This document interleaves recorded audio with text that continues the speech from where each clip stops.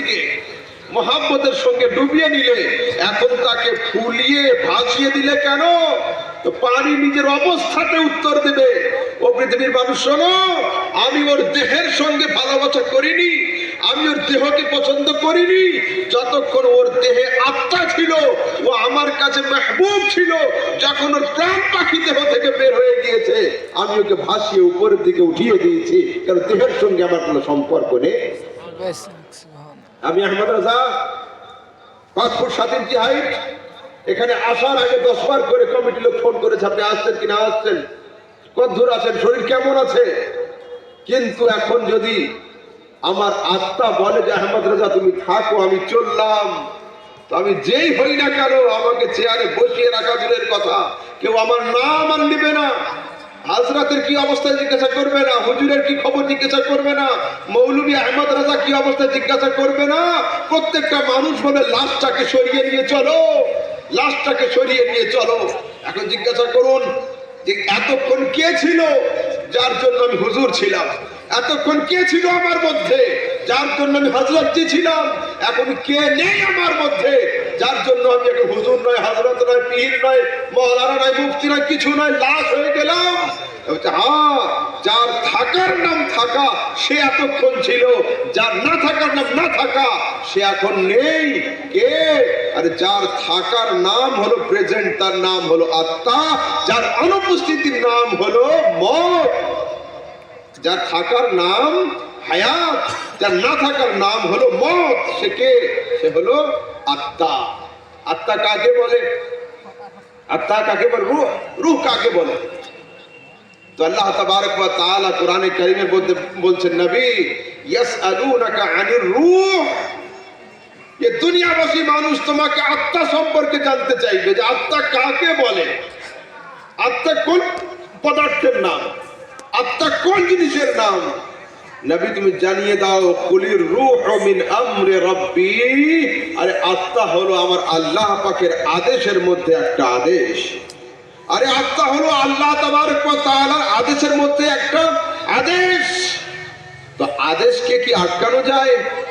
যদি রূহ কোনো পদার্থ হতো, রূহ কোনো জিনিস হতো, রূহ যদি কোনো একটা বস্তুর নাম হতো, ওকে সীসার বক্সে আটকে রাখা যেত, কাচের ঘরের ভিতরে ওকে আটকানো যেত। কিন্তু আমার রাসূল কোরআনে কারীমের মধ্যে জানিয়ে দিয়েছেন, কুলির রূহু মিন আমরি রাব্বি, নিশ্চয় নিশ্চয় এই রূহ কোনো পদার্থের নাম নয়, কোনো জিনিসের নাম নয়। রূহ হলো আল্লাহ পাকের নির্দেশগুলির মধ্যে একটা নির্দেশ। আল্লাহ পাকের আদেশকে আটকানো সম্ভব নয়। তো পৃথিবীর মানুষ, দুনিয়াতে সবকিছু সাকসেস তখনই হবে যখন আপনার আত্মা শুদ্ধির কাজ সম্পূর্ণ হবে। যদি আপনার আত্মা ঠিক না থাকে তাহলে দুনিয়াতে কোনো জিনিস আপনার চোখে সাকসেস বলে মনে হবে না। দেখুন কোরআন কি বলল? কাদ আফলাহা, সে সাকসেস হয়ে গিয়েছে। কে? আল্লাহ। মান তাযাক্কা, যে নিজের আত্মা শুদ্ধির কাজ সম্পূর্ণ করে নিয়েছে। তো আত্মা শুদ্ধি, এবার দেখুন তাকওয়া, তাকওয়া কাকে বলে? পরহেজগারি কাকে বলে? তো আল্লাহ তাবারক ওয়া তাআলা কোরআনে কারীমের মধ্যে বলছেন, ইন্না আকরামাকুম ইনদাল্লাহি আতকাকুম, আল্লাহ তাবারক ওয়া তাআলার নিকটে সবচেয়ে সম্মানী সেই যার তাকওয়া সবচাইতে বেশি, যার পরহেজগারি সবচাইতে বেশি।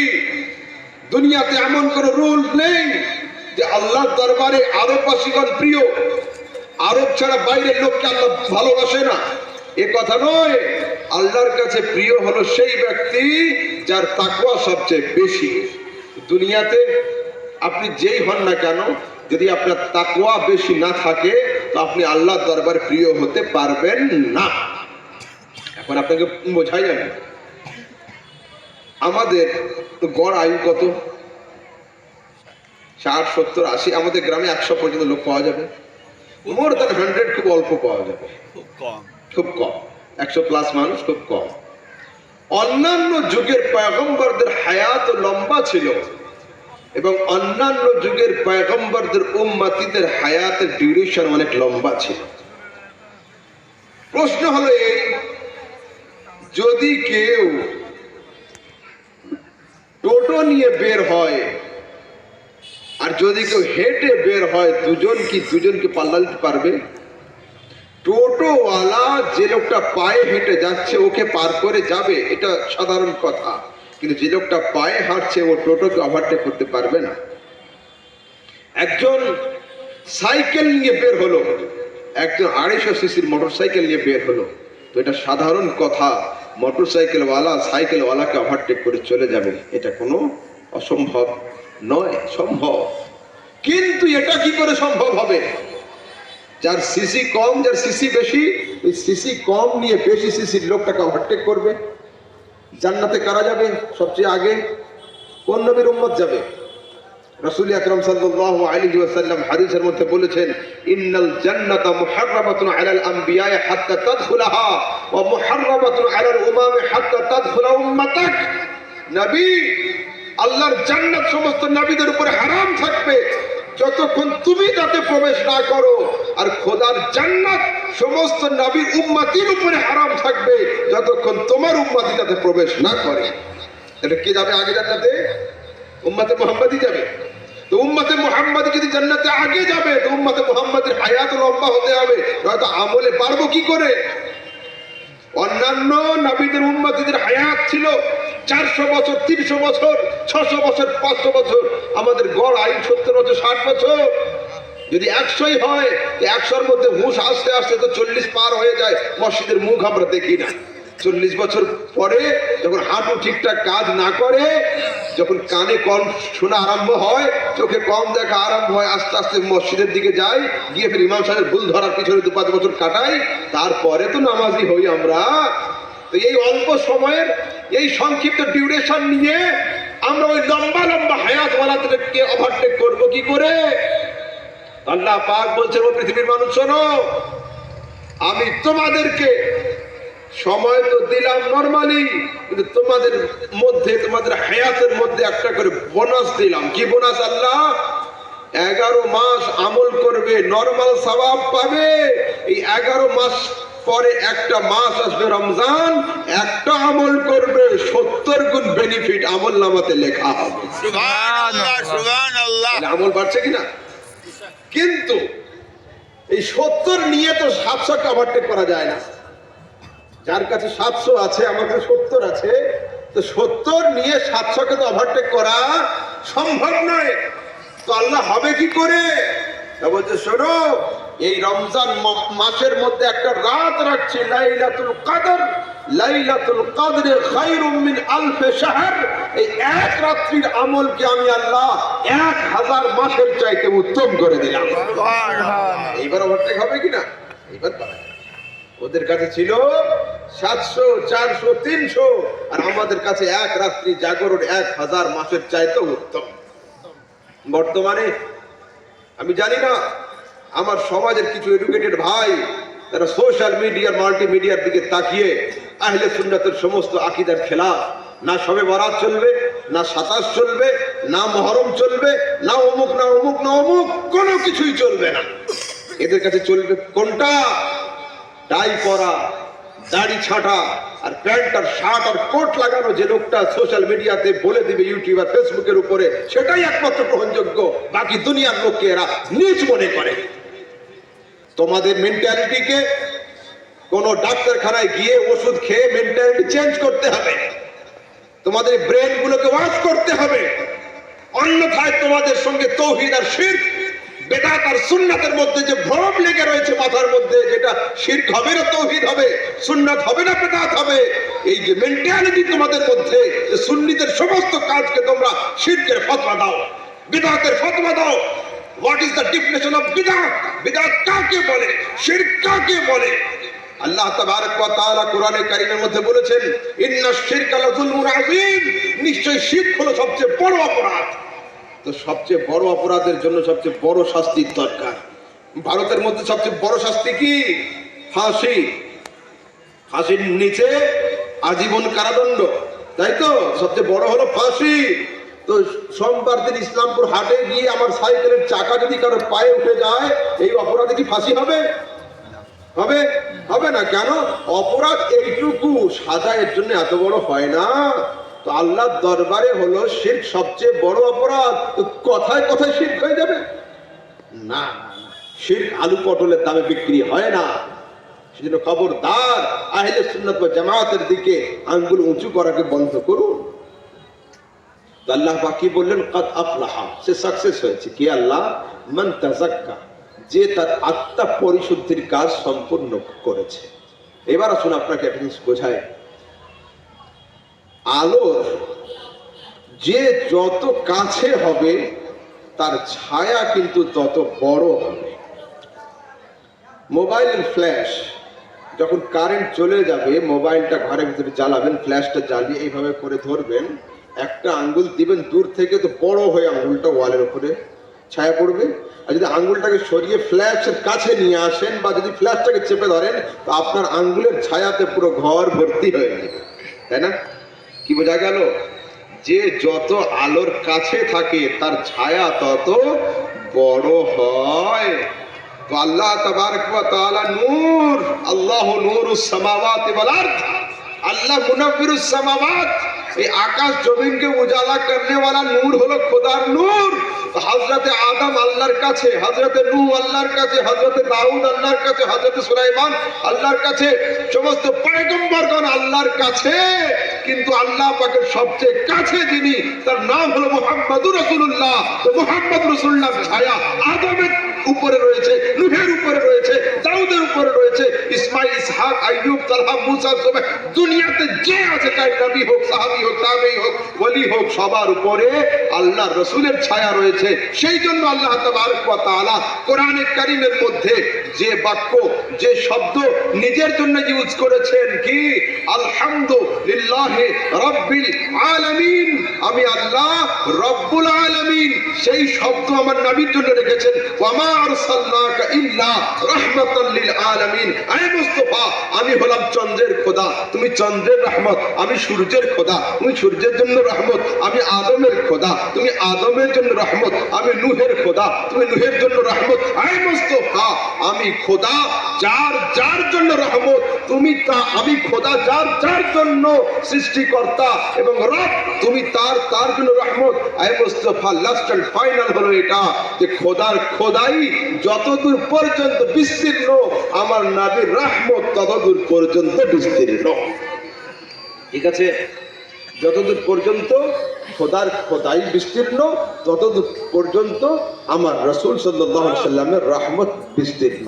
একবার দরুদ শরীফ পাঠ করুন। আল্লাহুম্মা সাল্লি আলা সাইয়্যিদিনা মাওলানা মুহাম্মদ ওয়া আলা সাইয়্যিদিনা মাওলানা মুহাম্মদ সাল্লাল্লাহু আলা মুহাম্মাদিন সাল্লাল্লাহু আলা মুহাম্মদ, হরদম জবান से निकालो पाक नामे मोहम्मद, हरदम जबान से निकालो शफीआना मोहम्मद। अल्लाहुम्मा सल्ली अला सय्यिदिना मौलाना मुहम्मद वाला आले सय्यिदिना मौलाना मुहम्मद सल्लल्लाहु अला मुहम्मदिन सल्लल्लाहु मुहम्मद, हरदम ज़बान से निकालो पाक नामे मोहम्मद, हरदम ज़बान से निकालो शफीआना मोहम्मद सल्लल्लाहु अलैहि वसल्लम। দেখুন, আমি খুব তাড়াতাড়ি শেষ করব, সেই জন্য আমি তাড়াতাড়ি করছি। আমার সাবজেক্ট না না, তাড়াতাড়ি শেষ করা হবে না। শুনুন, প্রশ্ন হলো এই, পয়গম্বরের শানে কিঞ্চিত পরিমাণ কটূক্তি, কিঞ্চিত পরিমাণ বেয়াদবি, কুফর হয়। আমার আপনার বাড়িতে ফকির আসে না আসে না? সব সময় আটানা চারানা দিয়ে ফিরিয়ে দিই, না মাঝে মধ্যে তাদের আবদারে দুটো কিছু খেতেও দিই? সবসময় আটানা চারানা দিয়ে আমরা ঘুরিয়ে দিই না, মাঝে মধ্যে খুব আবদার করলে আমরা অল্প কিছু খেতেও দিই আপন সামর্থ্য অনুযায়ী। বাংলাদেশের একজন মাওলানা বলছেন, আয়েশার বাড়িতে ফকিরের ভিক্ষাও নেই, ফকিরের ভিক্ষাও জোটে না। বলুন, আয়েশা কে? বালুবাড়ির আয়েশা? নসিপুরের আয়েশা? আরে না, আপনার আম্মা আমার আম্মা নয়, আমার মা আপনার মা নয়, কিন্তু এমন আয়েশা যিনি রসুলের স্ত্রী, কোরআন যাকে দুনিয়ার সমস্ত মুমিনদের মা বানিয়ে দিয়েছে। সুবহানাল্লাহ, সুবহানাল্লাহ। তিনি 1 2 নয়, 3 লক্ষ হাদিসের হাফেজ আছেন। জি, বেশ।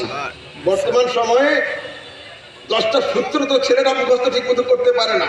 A+B হোল স্কয়ার সূত্র যাইতেই করে মার্কে মুখস্থ হলো, কিউবের সূত্রে কি আর মুখস্থই থাকে না। আর হযরতে আয়েশা 3 লক্ষ হাদিসের হাফেজা, নবীর স্ত্রী। তো তার সম্পর্কে বাংলাদেশের বক্তা বলছে আয়েশার বাড়িতে। আয় আফসোস, তোদের কাছে কি একটু আদব বলে নেই? পয়গম্বরের স্ত্রী সম্পর্কে, নিজেদের মা সম্পর্কে হযরত শব্দটা মুখে আসে না। আয়েশার বাড়িতে আবার কি বলছে? একজন মানুষের খেতে দেওয়ার সামর্থ্য হয়নি 11 জন স্ত্রীর এবং হযরত মুহাম্মদ সাল্লাল্লাহু আলাইহি ওয়াসাল্লামের। নবীর বাড়িতে একজন ফকিরের ভিক্ষাও ছিল না। আর আমার যুবকরা ইয়ারফোন লাগিয়ে কাজের ফাঁকে দোকানে মাকালে বসে বসে এই সমস্ত বক্তাদের ওয়াজ খুব আনন্দ করে শোনে। আর ইসলামপুর বাস স্ট্যান্ডের বড় বড় মোবাইলের দোকান আর অমুকের দোকানদার, তারা এখন বড় বড় সব আহলে হাদিস হয়ে বসে রয়েছে। আর সকাল সন্ধ্যায় আমাদেরকে দেখে আর মনে মনে কি করে, এরা কিছুই জানে না।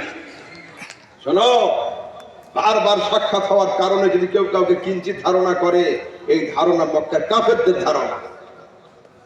মক্কার কাফেররা এই কথাই বলতো, আব্দুল্লাহর ছেলে মোহাম্মদ নবী হবে কি করে? ওকে মানবো কেন? ওকে তো বাজারে আমরা প্রত্যেকদিন সকালে দেখি, ওর স্ত্রীও আছে, ছেলে মেয়ে রয়েছে, সে আবার নবী হবে কি করে? আমি আগেই বলেছিলাম মেন্টালিটি চেঞ্জ করুন। নবীর বাড়িতে ফকিরের ভিক্ষা ছিল না। হায় আফসোস, আসুন, আমি মোল্লার কথা দিয়ে ফয়সালা দেব না, আমি আল্লাহর কোরআন দিয়ে ফয়সালা দেব। বেশ, সুবহানাল্লাহ। বলুন, কোরআনে কারীমের সূরা আহজাব, সূরা আহজাব আছে না? কোরআনে আছে।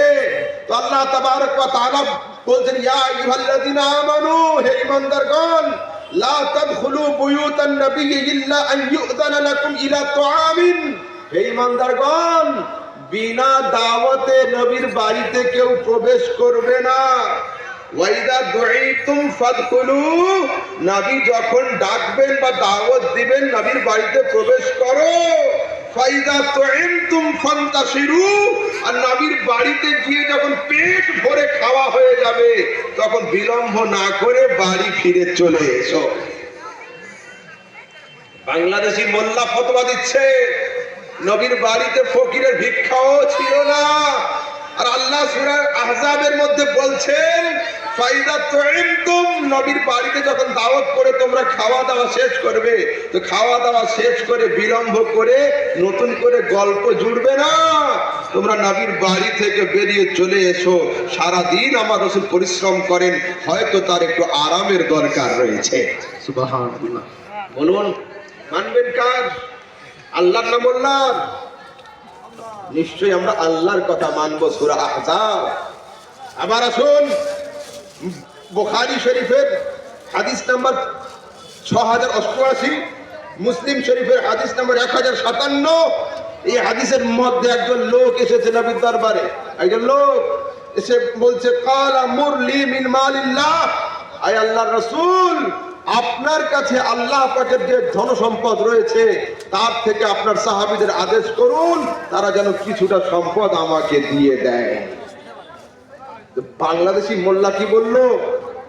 যে নবীর বাড়িতে ফকিরের ভিক্ষা ছিল না, নবীর 11 জন স্ত্রী এবং আয়েশার বাড়িতেও ভিক্ষা ছিল না। যাদের মুখে আয়েশার শানে হযরত শব্দ বের হয় না, তারা মুসলমান কিসের? ও কি আমাদের বালুমাটির ইসলামপুরের আয়েশা, সমস্ত মুমিনদের মা, 3 লক্ষ হাদিসের